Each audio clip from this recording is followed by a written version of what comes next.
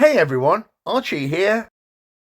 Today we're cooking creamy sun-dried tomato chicken.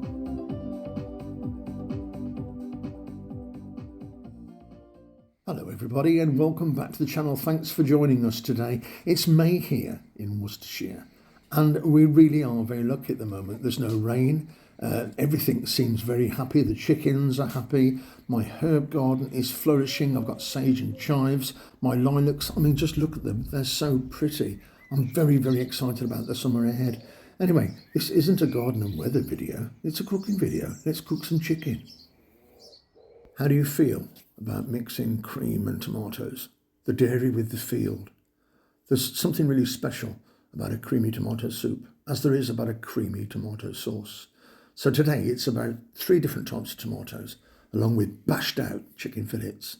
And we're going to show you exactly how to bash those chicken fillets out in a few minutes. But first of all, there are the ingredients on the screen. There's only a handful of them. It's a really super easy recipe. Let's crack on, shall we?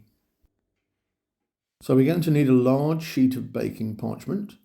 And once we've folded it in half, put your chicken fillet, this one's about 6 to 8 ounces, in the middle of the baking parchment. Once it is, we can start bashing. Now, if the chicken fillet is thick at one end, you may have to give the thick end a few extra bashes with your hammer.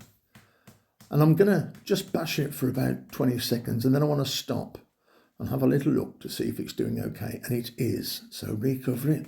Mistake people make is they tend to bash without checking that things are going okay.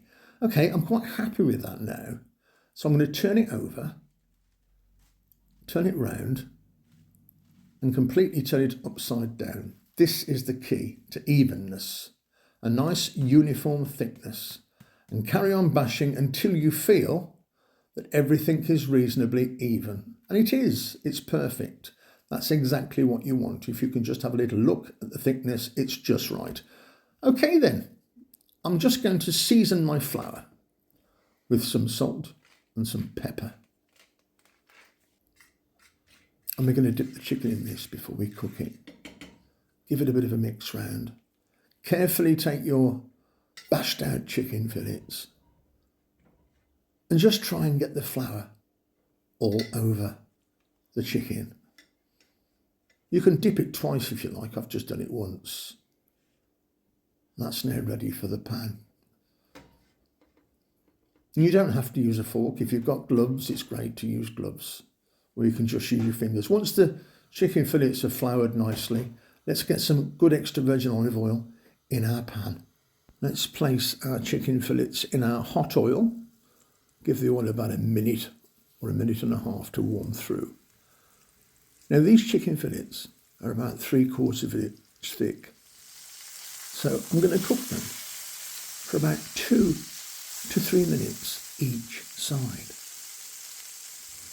And if you want to, at the end of that, turn them over again and give them an extra minute. But you don't have to do that third turn. Okay, let's reserve the chicken fillets. In goes the onions, scrape those lovely bits off the bottom of the pan. And let's put in our garlic as well. Not a lot of garlic. Give that a stir round. In with some sun-dried tomatoes. And we're going to stir that for about 30 seconds too. A few chives from the garden. I'm so lucky to have herbs in the garden.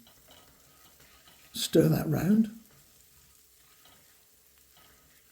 And now I'm going to throw in some chicken broth or vegetable stock, whatever you have by you. And we're going to bring that to a boil. Mix it all in nicely. All those flavours mixing up together.